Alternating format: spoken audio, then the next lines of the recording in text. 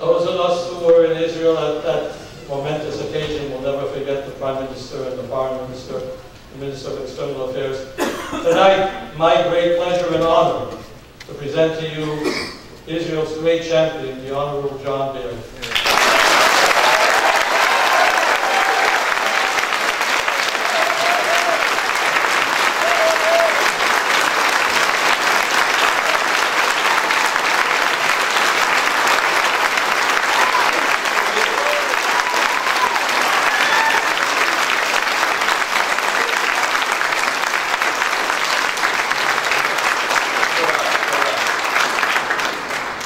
Thank you very much for the warm welcome.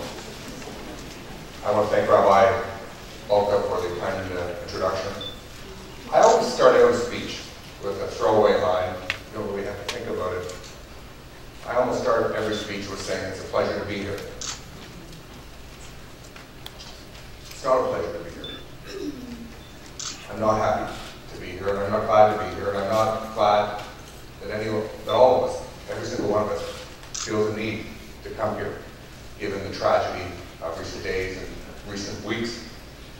I wish we could be here under much happier circumstances as we have been in this very hall on many celebrations and many great charitable causes. We gather here at the JCC to stand in solidarity with those who are living each day in terror for themselves and their family, and indeed their entire country. A culture of fear and terror has fallen on the state of Israel. We'll be here for 60, 90, or 120 minutes. And some hours, the Jewish state is under attack by 5 or 10 rockets. I don't like the term rocket. It sounds very antiseptic. Sounds like a spaceship. These are bombs. These are ammunition that are targeted against civilian populations.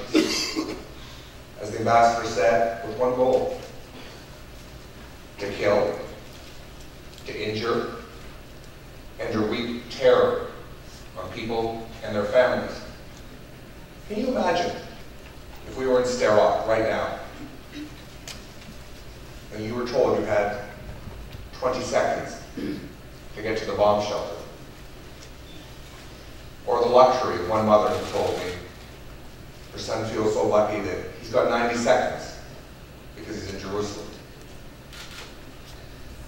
I want to tell you though, as I look around this room, and I know if I was in Toronto it would be the same, I am so incredibly impressed with the strength of this community. Once again, the community has come together with strength, with courage, with purpose, and most importantly, with unity. I want to tell you, it makes me so proud to be a Canadian.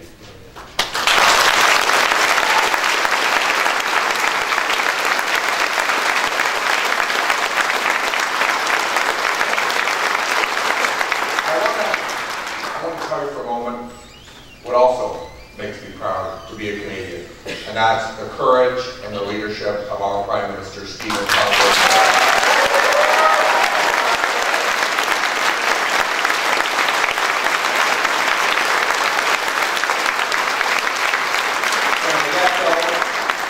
From the first moment, not the second week, he has stood as an international leader on this issue, standing up for the Jewish state right to defend itself.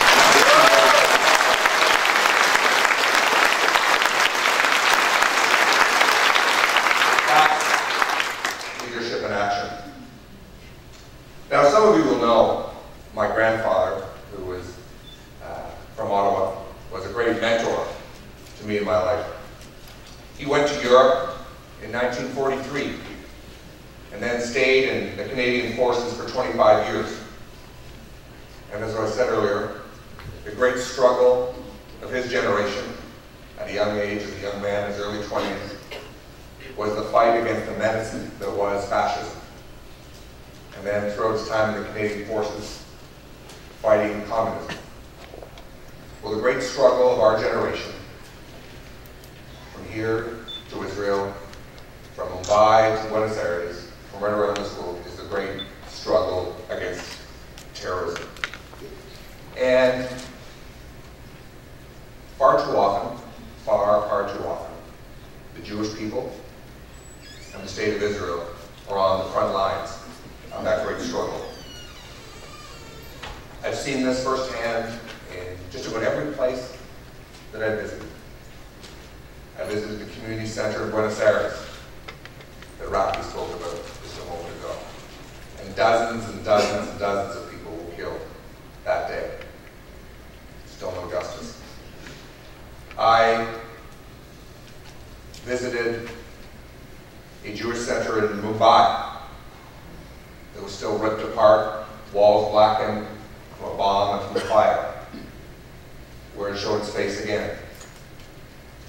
And about a year before, someone was killed outside of the Jewish Museum in Brussels. I had the occasion to visit there and to learn.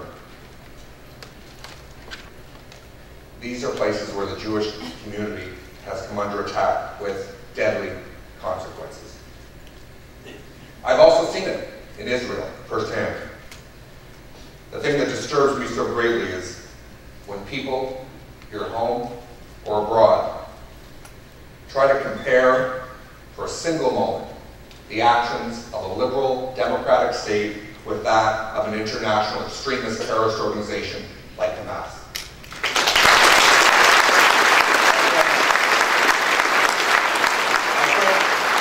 There is no comparison, nor is there any room for moral relativism when it comes to terror in the state of Israel and Jewish people.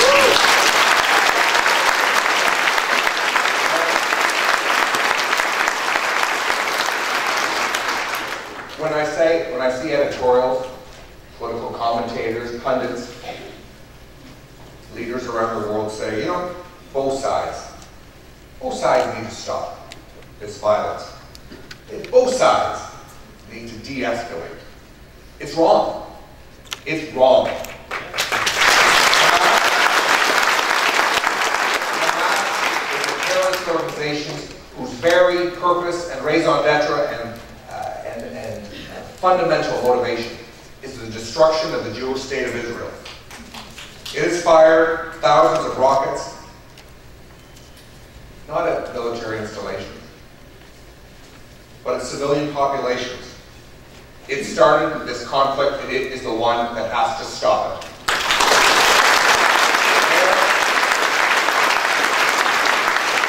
There are absolutely no excuses for their reprehensible actions, and they must stop, period. When the new government of Egypt stepped in to try and stop the violence, I was absolutely stunned and pleased at how quickly the government of the state of Israel took up that offer to end the violence.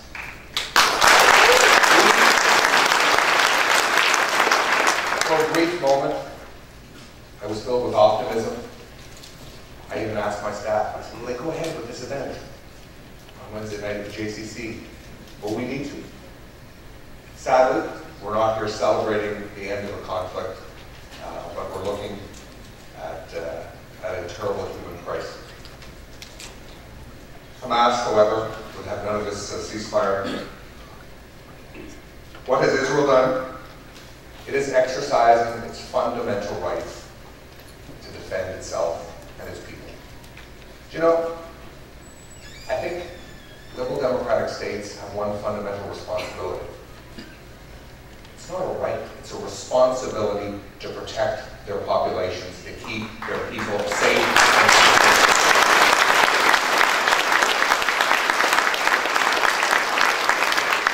I wholeheartedly agree with Mark. If this happened in Canada, Canadians would have one single goal, one simple demand from their government, and that would be to make the rain of rockets stop, and stop immediately.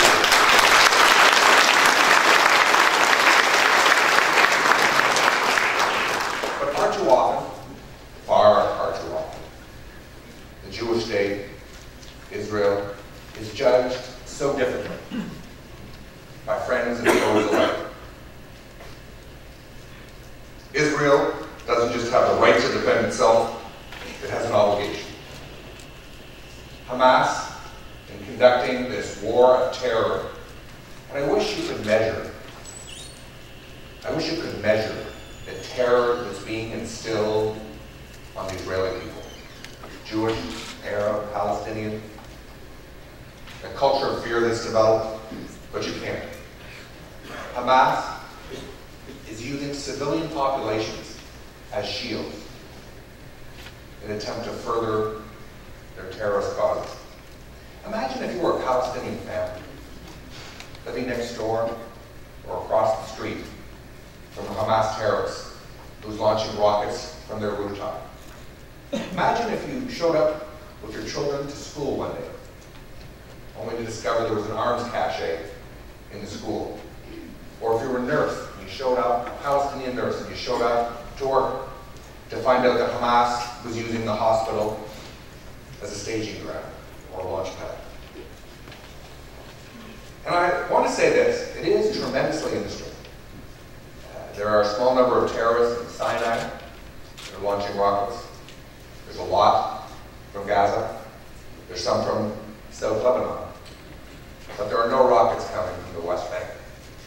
And that's because the IDF is there, but also because President Abbas and the Palestinian Authority increased their capacity on security, on their capacity to be able to build an institution for a future state. And Canadians can be very proud of that. Through our development assistance, we have worked incredibly hard to provide tangible and considerable support for the Palestinian Authority to build these institutions, and that has clearly paid off.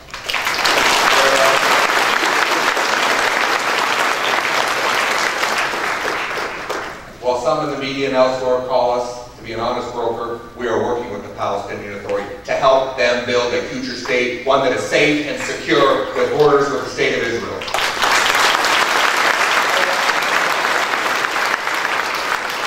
None of this angers me, and it wasn't from the Liberal Party. Another party. I won't name names. Another party talked about this being a battle or a war between Israel and the Palestinians. And that is not true. This is a battle and a war